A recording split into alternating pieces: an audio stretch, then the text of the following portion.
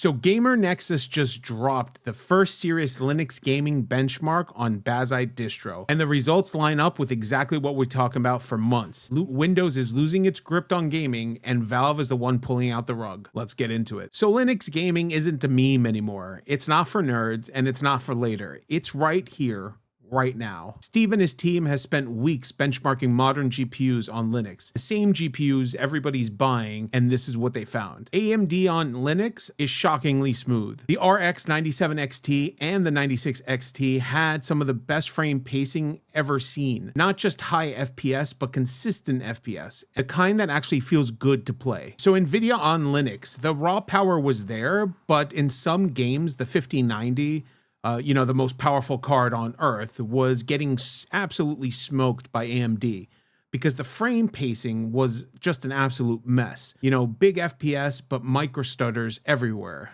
A classic example of great on paper, but weird in actual practice. Of course, he didn't forget Intel Arc. That was deemed like fun chaos. Sometimes impressive, sometimes broken, sometimes both at once. But the big takeaway is that Linux is no longer Intel's worst nightmare. So here's why this matters for everything we've been covering with Steam. So Valve already solved the x86 to ARM translation. SteamOS is maturing at warp speed. Proton is carrying games that were never supposed to run on Linux.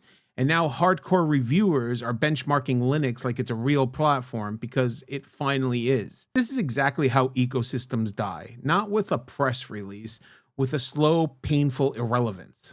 Consoles are already cooked, Windows is sliding in the same direction, Microsoft is busy shoving ads and telemetry into the OS.